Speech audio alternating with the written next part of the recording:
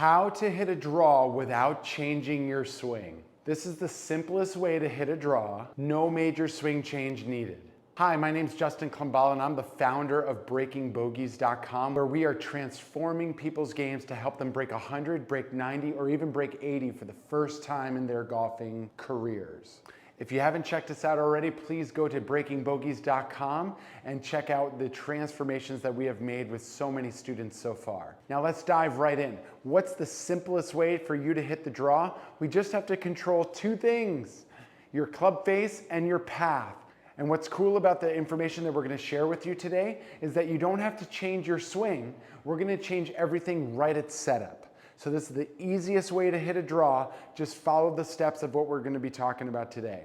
Now, to hit a draw, you have to change two things. One is the club face. I'm going to use my monster wedge here to explain what club face does to the golf ball. There's a term called face to path, and if my club face is square to the path that it's traveling on, it's going to make a golf ball go straight, so with no curvature at all.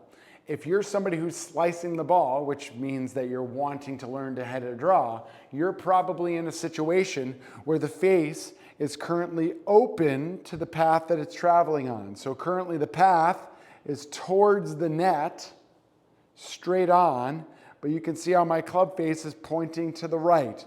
So it's open to the path that it's traveling on.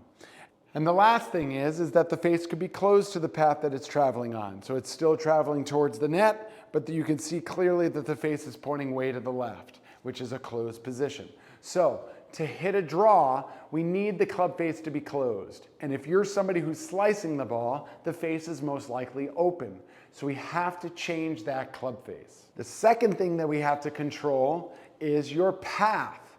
Path is what we call either inside out, outside in, or perfectly on plane. So let's explain those three. So a path can either be inside out, which means that I'm swinging kind of to the right of my target. Inside because the club swings into my body, and then out away from me, that's an inside out path. Outside in is where the club goes kind of out away from me and then into my body, which tends to make me swing left. Or perfectly on plane, which means basically I'm swinging right at the target, which is ironically actually an in-to-in path, where the club swings in and then in again on the other side. So how do we find that on-plane path to get ourselves to swing a lot straighter, or maybe even eventually getting a little bit more of the draw, is to do the opposite of what creates a slice. What creates a slice? An open face, which we talked about earlier, and a path that tends to go outside in. So how are we going to fix these two things today to help you hit the draw? We're going to do everything at setup, and we're going to do it at an extreme. So to explain what we're going to do with the club face, I'm going to use my monster wedge again. What we're going to do is we're going to take the club face and we're going to twist the face closed. So notice I'm twisting the face closed up to 45 degrees. I want you to go to the extreme here at first. So I'm twisting that club face 45 degrees closed and then taking my grip. So that's going to guarantee that you have a club face closed. Here's what I don't want you to do. I don't want you to take your normal grip and then twist the club face closed with your hands. That's no good. I want you to twist the club face closed first and then put your hands on the golf club like you normally would hold the club. So those are the two, that's how you close the club face. And once again, this is a setup change. We're not changing anything in your actual swing. So here it is with my real club. I'm twisting the face closed and then taking my grip. Now let's talk about the path. To change the path, what we're going to do is we're going to aim our body to the right. So a lot of times, and I've seen this with so many of my students, if I just simply aim them significantly to the right, what does that make their path do? It makes them swing naturally inside out. So to hit a draw, we need more of an inside out path. And most slicers And if you're watching this video, you're most likely somebody who struggles with a slice.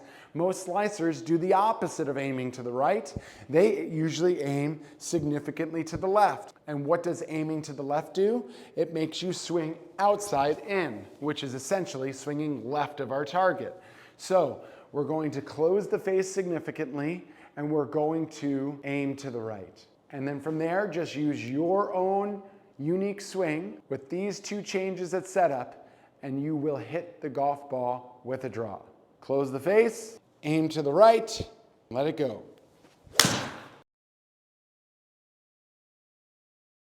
Now, if you're somebody who tries this and you feel like you're hitting it worse than you did before, hitting the ball well, hitting it consistently well, it does not come down to whether your face is closed or you're swinging inside or not, inside out or outside in. It all comes down to whether you're hitting the ground in front of the ball. So I want to just throw this bonus tip into this video to make sure you're hitting the ground in front. I'm going to face the camera for this, where actually when I swing back and swing through, I need to make sure I'm hitting the ground in front. If I hit the ground in front, that's going to make sure that I'm hitting solid golf shots. So make sure you're hitting the ground in front of the golf ball to make sure that you're making good solid contact. So once again, I'm closing the face down, then taking my grip, I'm aiming to the right, and then I'm aiming for the ground out in front and enjoying the result of this setup.